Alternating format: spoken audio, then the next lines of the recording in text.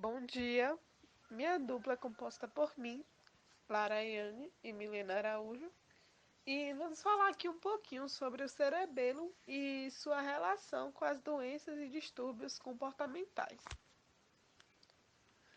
Bom, o cerebelo ele é uma estrutura que ocupa a fossa posterior do crânio e também é um dos componentes do sistema nervoso central, possuindo assim cerca de 80% dos neurônios presentes nesse sistema.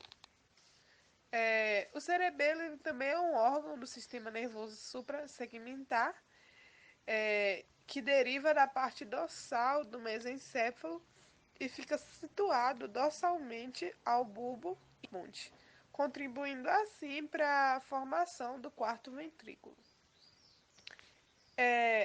O cerebelo também ele repousa sobre a fossa cerebelar do osso occipital e está separado desse lobo occipital por uma prega da dura mater, denominada tenda do cerebelo.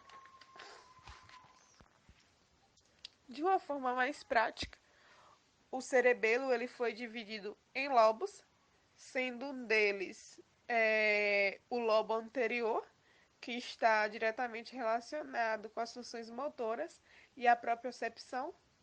Um dos outros lobos foi o lobo posterior, que é responsável pela programação motora e atualmente foi relacionado a essa questão da cognição. Tem também o lobo flóculo nodular, que está relacionado com o sistema vestibular. Larsell, que foi um grande estudioso, ele propôs uma subdivisão do cerebelo em 10 lobos, atribuindo números romanos a cada região. Isso facilitou a identificação e também a apresentação clínica dos sintomas e também a identificação das lesões cerebelares. O cerebelo ele possui a capacidade de regular o humor, possui atividade sobre os núcleos da base e também o controle emocional é realizado pelo cerebelo através das suas influências sobre o córtex pré-frontal e o hipotálamo. Anteriormente, acreditava-se que apenas questões motoras estariam ligadas ao cerebelo. Só que, após estudos com neuroimagens, as síndromes cognitivas também foram atribuídas a questões cerebelares. Bom, sendo assim, o cerebelo ele foi responsabilizado pela cronologia do raciocínio, das ideias, estando até ligado a diversas doenças como esquizofrenia, autismo, dislexia e depressão bipolar de humor. Separamos aqui algumas doenças e distúrbios comportamentais que têm relação direta com o cerebelo. De forma mais superficial, vou falar aqui um pouco da esquizofrenia. Bom, nos esquizofrênicos ocorre um atraso no padrão do desenvolvimento neuropsicomotor com o acometimento das vias frontocerebelares analisados em estudos de post-mortem que revelam a redução do verme anterior com prejuízo da densidade e do tamanho das células de Purkinje dessa região. Nos autistas, encontramos redução do tamanho do cerebelo e prejuízo das conexões entre o cérebro e o tronco encefálico, incluindo as olivas inferiores, com impacto também das reduções das células de Purkinje.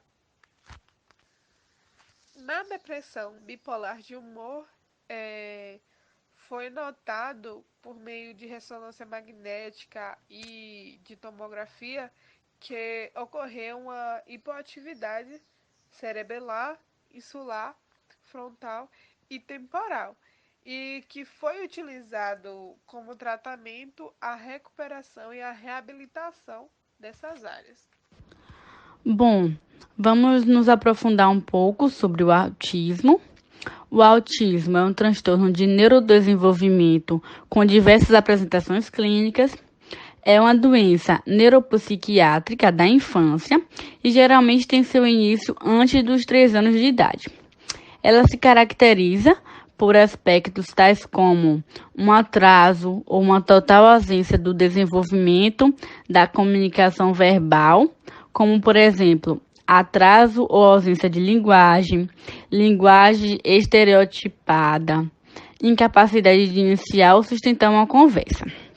Também tem dificuldades graves e mantidas na interação social, como a ausência de reciprocidade afetiva e pobreza de comportamentos e formas de comunicação não verbais, como linguagem gestual, contato visual e expressão facial. Além disso, também tem padrões de comportamento e interesse restrito. Exemplo disso são os movimentos repetitivos, preocupação excessiva com partes ou características não funcionais de objetos, preocupação excessiva e exclusiva por um tema restrito. E ainda a pobreza do pensamento abstrato de tipo simbólico e imaginativo. A pessoa com autismo, ela tem uma dificuldade no processamento e na transmissão de informações, pois há uma falha na comunicação entre as células do cérebro dessa pessoa, havendo um desequilíbrio nos neurotransmissores, que são as substâncias que ajudam as células a se comunicarem, e um desses neurotransmissores prejudicados são a serotonina, que afeta a emoção e o comportamento.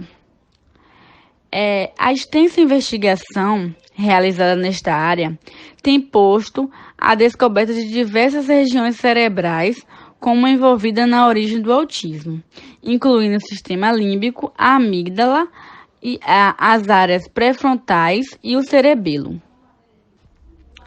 Alguns estudos de autopsia revelaram atrofia do córtex do neocerebelo, com perda marcada de células de Purkinje, sem alteração significativa do lobo anterior do cerebelo em pessoas com autismo.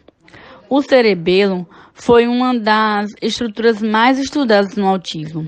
Em 1988, um estudo quantitativo com ressonância magnética demonstrou evidência de hipoplasia nos lóbulos verminianos em um grupo de pacientes com autismo. O que seria essa hipoplasia? A hipoplasia cerebelar é um defeito congênito do sistema nervoso central, que apresenta as seguintes características: diminuição da taxa de proliferação celular do cerebelo, tornando-o menor e menos pesado que o normal. Pode afetar uma determinada área do cerebelo, como vermes ou os hemisférios cerebelares, ou afetá-lo como um todo.